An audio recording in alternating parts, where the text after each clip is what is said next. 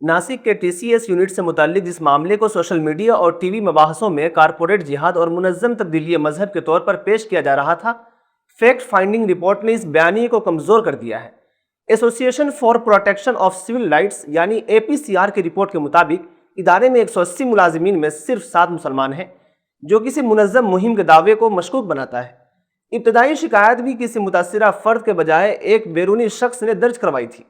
4 سال میں تبدیلی مذہب کا صرف ایک واقعہ سامنے آیا، وہ بھی ایک عیسائی لڑکی کے ہندو مذہب اختیار کرنے کا۔ ندا خان کو میڈیا میں ماسٹر مائنڈ بتایا گیا، حالانکہ وہ ایک عام ملازمہ تھی اور واقعے کے وقت ناسک میں موجود بھی نہیں تھی۔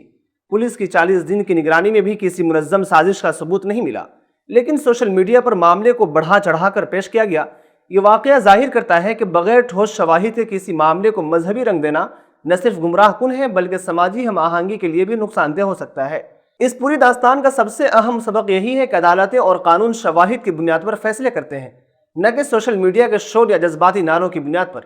اگر کام کی جگہ پر ہراسانی کے واقعات پیش آئے ہیں تو ان کے شفاف اور منصفانہ تحقیقات ناگزیر ہے، لیکن انفرادی الزامات کو ایک مخصوص مذہب یا کمیونٹی کے خلاف اجتماعی سازش کا نام دینا نہ صرف انصاف کے اصولوں کے خلاف ہے بلکہ سماجی ہم آہنگی کے لیے بھی خطرناک ثابت ہو سکتا ہے۔ ناسک کے اس واقعے نے ایک بار پھر یہ حقیقت واضح کر دی ہے کہ جب کسی واقعے کو جذباتی نعروں اور سیاسی مفادات کے سانچے میں ڈھالا جاتا ہے تو اصل مسئلہ پس منظر میں چلا جاتا ہے اور ایک نیا بیانیہ جنم لیتا ہے۔ تاہم اس بار فیکٹ فائنڈنگ رپورٹ نے اعداد و شواہد کی روشنی میں اس بیانیے کی پرتیں کھول کر رکھ دی ہیں اور یہ دکھا دیا کہ شور جتنا بڑا تھا، حقیقت اتنی ہی محدود اور مختلف نکلی۔